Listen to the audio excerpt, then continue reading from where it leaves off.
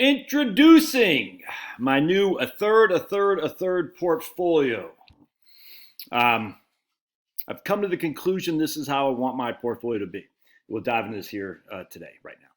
Don't forget, Tuesday, along these lines, Craig Israelson will be back to join us live Tuesday at 8 to talk about his findings on the same stuff we're talking about in terms of his 712 portfolio. I'm not so sure I want to be that delicate on it. I like simplicity, frankly. And so for me, it's going to be VTI, BND, and cash. And I'll show you what I'm talking about here in just a second. That doesn't mean I won't add various things on occasion, but and that's going to be the bulk of my portfolio. I think we'll hold the line mode. Hold the line mode. And the reason I think that's, I just don't know where the earnings growth is going to come from to replicate the last 12 years we've had. I don't know. People say automation, maybe. It's kind of like people say with batteries, we're going to have batteries. We can just use the sun for solar. And we're still using lead acid batteries, man. It's insanity. People want to believe. It doesn't mean it's going to come reality. I think protection mode is most important, man. The moat. Now, that doesn't mean you put it all in the cash, because I still think there are growing dividend opportunities in stocks, 100%. I don't know which stocks those are. I own Southern Company. I own a couple other individual dividend paying. I don't know. You don't know. But I do know at the end of the day, I think just a broad market index with growth and dividends, and just growth generally speaking, is the way to go for your stocks. I've been thinking about this a lot. And I can't come to a better conclusion, man. Because I don't know where the growth is going to come. And if it does come on some stocks, like we've seen Apple, I think Apple and a couple others are basically the bulk of the S&P 500 growth. So, I mean, I want to be there. If it has some of that, absolutely. But I also want to be there to protect it if it doesn't come to that. And I think that's a likelihood as well. I just don't know. So let me show you what I've been doing here. So this is, hold on a second. Can I find it? I guess I don't have it up here right now. Anyway, this is my man Ed McQuarrie. When do corporate bond investors earn a premium for bearing risk? That's not what I was actually reading. I guess I have it. Yeah, right here. So it's my man Ed's article. Can the huge advantage of stocks over bonds piled up between 1946 and 1968 ever be diluted away? And as a student of the market history, histoire, as we like to say. Oh, don't forget, subscribe to my locals channel. Once every Friday at 4 p.m. Eastern time, last night at 7 p.m. Eastern time, we go live. All right, $5 a month to subscribe. You can contribute. You can access stuff. It's just, I love it, man. It's a little community. I'm a big fan. So locals channel and my retirement planning course, the last week on sale. So go to the retirement planning course. I'll put in the doobly-doo and use promo code or coupon code. They call it coupon code TAX, T-A-X, 50% off. Dude, I've sold, I can't remember, I sold a bunch of these courses. I've only had 10 refunds. I've sold well over, I don't even know how many. 1,000, something like that? I mean, it's crazy. I've only had 10 refunds. You get a 30-day free look. Friggin' buy the course, man. It's great. I'm so proud of it. And you'll be too. And if you don't like it, you get your money back. I don't care. I doubt you will, because most people don't. The vast. All right, so anyway. So along these lines, I come up with this guy, the professor over at, and I always get nervous just relying on one guy. You know what I'm saying? So this is, I forgot this guy's name, but NYU. I don't know what it's called. Stern University or something. I don't know. Don't care. A professor at NYU. He's got annual returns starting in 1928. And I was looking for a U.S. Treasury bonds. He's got T-bill stocks, T-bonds. And it's like, and I'm using his numbers in this regard. I think they're probably right, but I can't validate this, and this always bothers me, man. I actually went to newspapers.com. I went to Wall Street Journal because I own, or New York Times business section to see if there's any kind of semblance of histoire where we can look back and say, what did bonds do? And I spent a couple of days looking at this. It's not that easy to find. So I'm going to rely on this guy. Other people that I follow rely on this guy, but I always get nervous. Like, where's his data from? And I don't see any links that says this is where his data is from. Like with Schiller and all this stuff, we tend to rely on these professors and hope that they, as if they got all the data right. I think there's some reason to suggest it's correct because we always know 2000, 2001, and 2, the S&P 500 was down 9, 11, and 12, and 22%. So if we can see that right here in his S&P 500, 9, 11, 9, 12, and 22%. Then we know at least that number's right. I'm okay with that. But in 94, the bonds should have been down. Yep, 94, bonds down. 99, the bonds were basically down too. So I'm pretty comfortable with what this guy's saying here. That's the bonds right here, 94, right here. 94,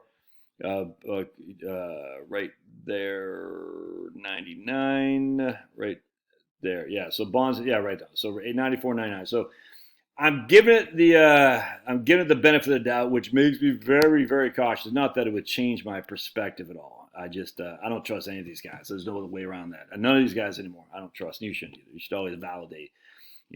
Trust but verify. Is that what Reagan used to say? Yeah, I try to verify and I can't. And I'm not going to spend oodles and oodles more time on this. So I'm just going to go with it. But always makes me nervous. All right. So anyway, so I'm taking this data and I'm just coming over here. I'm putting my own little spreadsheet here, my own little Josh mix to it. And so basically going back to Ed's stuff. Ed says from 46 to 68, the bond market just got skunked by stocks. And as we're going to see down here, we're going to see exactly what Ed's talking about. So we're going to see from 46 to 68, S&P 500 averaged 14% a year. This is 3-month average 2.5. And essentially, I don't even know what the bond. I emailed the guy. I wouldn't expect him to email me back. But the bond was, we're going to just say, essentially the average, roughly, probably 12-year Treasury bond average 2.13, because it's just a UST bond. I'm sure it's a high, just a conglomerate of 5, 10, 20, 30-year bonds. All right, I don't know, but I'm comfortable enough to do this video and to put my portfolio here. All right, so then we take, we got the percentages. We got to make them not percentages. We got to use their terms of, I don't know what you call it, arithmetic rate of, I don't know what you call it. 1.052 means a 5.2% rate of return. We do all this, and we see from 1946 to 1968, $100,000 invested in the S&P 500 was worth 1.6 million schmackers. $100,000 invested in a bond, basically intermediate, essentially government bonds, was worth $160,000. $100,000 invested in 3-month T-bills was worth $175. 3-month T-bills are the equivalent of cash, just FYI. They just change all the time, so I'm very comfortable with that. That's my 3-bucket approach: a third, a third, a third. So you can see that 22-year time frame in the S&P 500, it's so dwarfed the bonds and anything else that in fact Ed talks about this. He says in his article here, if I can find my spectacles, it's a great article, man. Let me pause it real quick. As long as we are condemned to analyze only the entire historical record up till today, we are always going to conclude that stocks beat bonds in any sample that includes 1946 to 1968. Because look, how do you get over this right here? That's such a hurdle you'll never be able to jump over it to show you that bonds ever beat stocks. This is not an argument in favor of stocks. I'm just telling you right now. All right. Your grandchildren would come to that conclusion. Your great-great-grandchildren would come to that conclusion. And your great-great-great-great-great-grandchildren would come to that conclusion. No matter what kind of analysis you look at any time frame, if you include that 22-year time for that subset, bonds will lose to stocks every time. All right.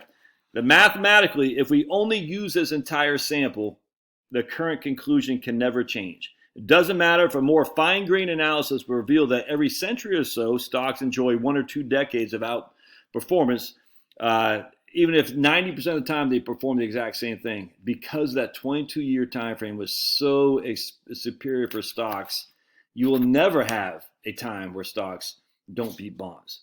It's crazy. In fact, Ed goes into it. It's pretty interesting, too. He says, after 1,085 years of stock and bond parity performance, 5.1%, stocks still outperform as long as you have that 22-year time frame in there. If that 22-year time frame is in there, unless stocks go to zero, bonds will always underperform. It's crazy, man. It's very interesting. In fact, I think he even does something right quick. He says, what if returns were lowered?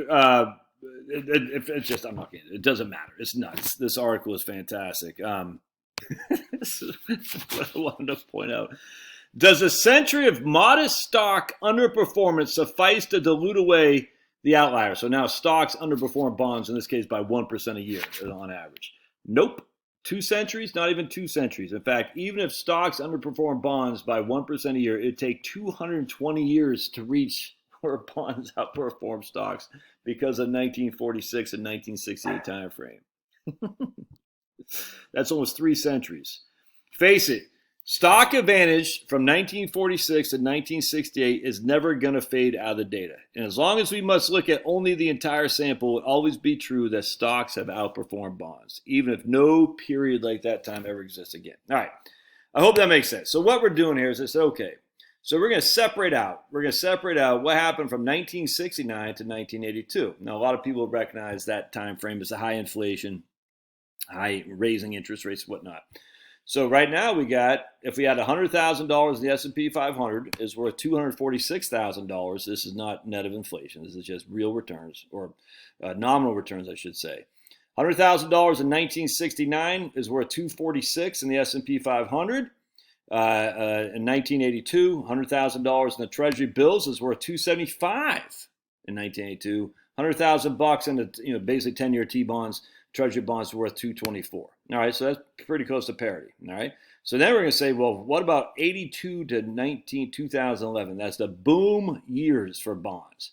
Boom years for bonds, because the 30-year Treasury at that point was paying 15 and a quarter, my friends, and it went down to like 2.5 to 3%. All right, so the average, let me do averages here. I didn't do that. So we're going to go average, oops, right there, blinky. 12.3%, but again, 1982 to 2011 was a boom time for stocks, at least for the first 18 years of that. All right, so we had 12.5%. So the stocks averaged 12.3% a year.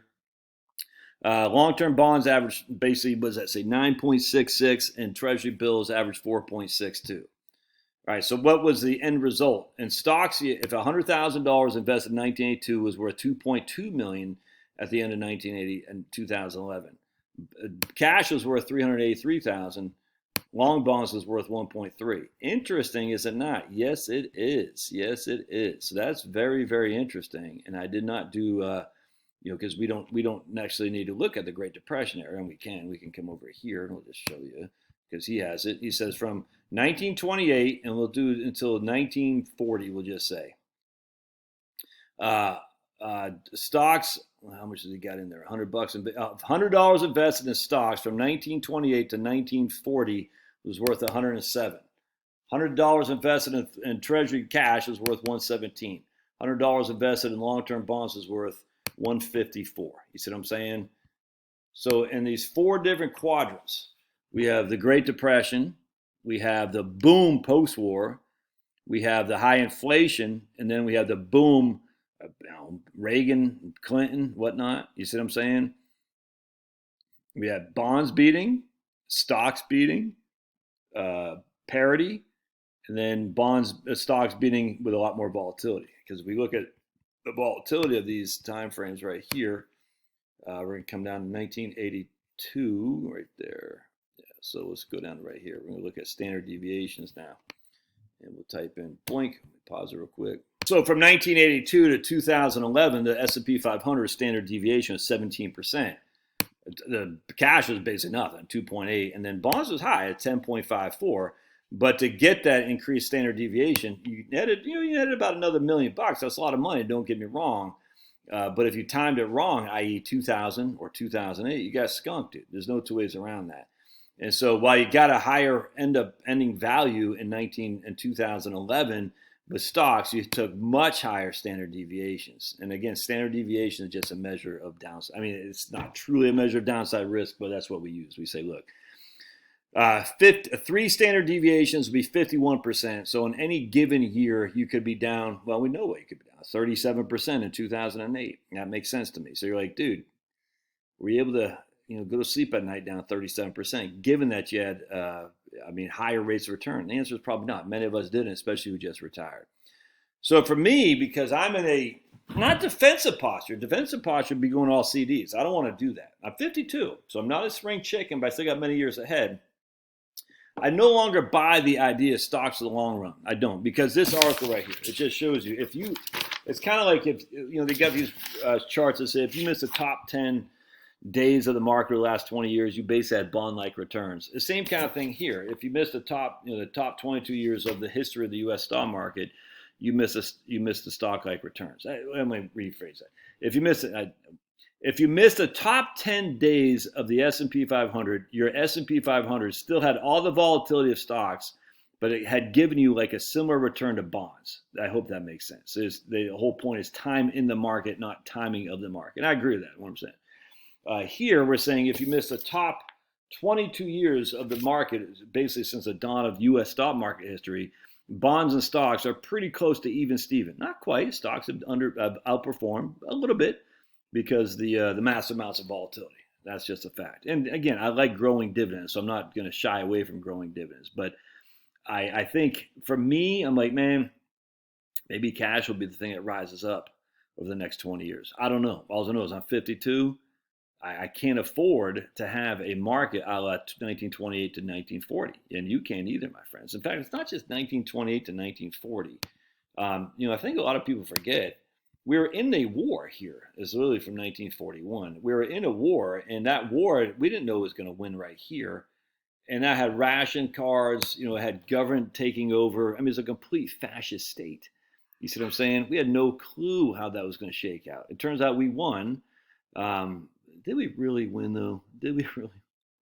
Don't even get me started. Werner von Braun. Anyway, but it turns out that we won, but we didn't know that during that time. You see what I'm saying? And I just, the government was able to manipulate things in which to increase returns of corporations because they basically took them over. And you had there was no choice. You couldn't say, I'm going to compete against this. I mean, it just is nuts.